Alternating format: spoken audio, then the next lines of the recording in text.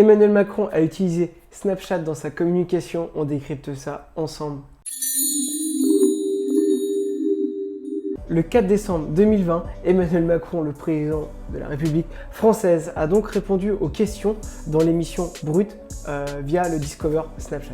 Donc Brut est un média français, si tu ne connais toujours pas Brut, je te conseille d'aller voir tout ce qu'il propose. C'est un média français qui est vraiment absolument fabuleux, qui est très connu chez les jeunes, donc je t'invite, si tu ne le connais pas, à aller voir ce qu'ils font. Ils proposent un bon nombre d'émissions qui sont vraiment super cool, donc va les voir sur les réseaux et voir ce qu'ils proposent. Le Discover Snapchat, si tu ne sais pas ce que c'est, je suis désolé, je suis obligé de t'expliquer un peu tout ce que c'est pour que tu comprennes tout ce qui va suivre. C'est dans l'avant-dernier onglet de l'application, c'est là où tu vas pouvoir retrouver justement toutes les émissions, que ce soit Combini, Brut, Touche pas à mon poste, Le Point, même BFM Business. Vraiment, il y a une multitude d'émissions que tu pourras retrouver dans le Discover Snapchat, ainsi que le contenu des influenceurs. C'était donc un système de questions-réponses où il fallait envoyer ces questions en se filmant à Brut, et Brut les montrait au président, et le président te répondait en se filmant lui aussi en format story. Cette petite émission a regroupé plus de 3 millions des 18-24 ans en France, ce qui te démontre la puissance de Snapchat.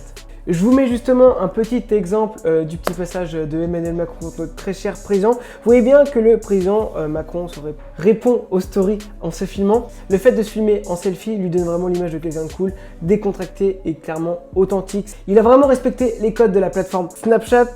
Je vous rappelle vraiment ce qui fonctionne sur Snapchat, c'est vraiment le format authentique.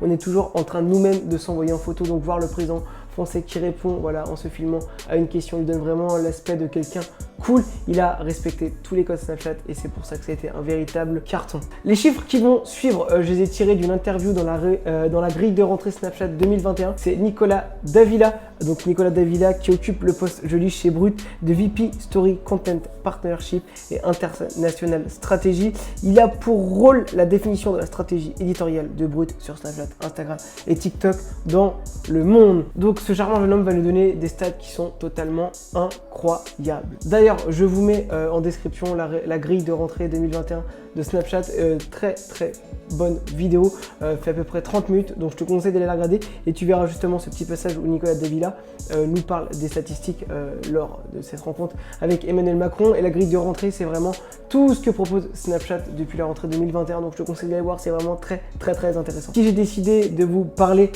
justement de ces statistiques que j'ai trouvées dans cette interview, c'est pour vous montrer toute la puissance de Snapchat. Il faut savoir que l'émission a réuni 3,4 millions de spectateurs uniques.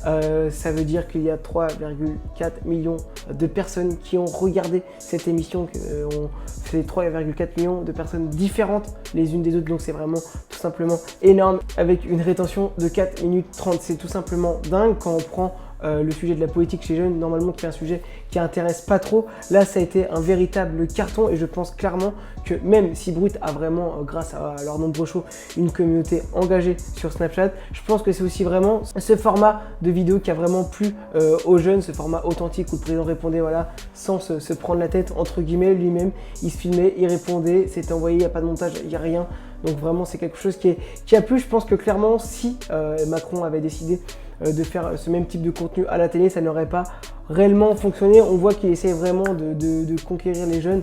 On l'a vu avec la fameuse émission sur McFly et Carito. Alors que l'on aime ou que l'on n'aime pas, c'est pas du tout le débat. Nous, on est vraiment ici pour mettre en perspective la puissance de Snapchat. Et on voit que l'émission a été un véritable carton. On voit aussi que tous les politiques se sont essayés de faire des snaps pendant l'ancienne campagne présidentielle. Donc là, on retourne en campagne présidentielle dans 4-5 mois et je pense qu'il y aura énormément de personnes présentes sur Snapchat parce qu'aujourd'hui, c'est vraiment un réseau social qui est vraiment bien ancré dans la culture française, c'est la culture de consommation de réseau.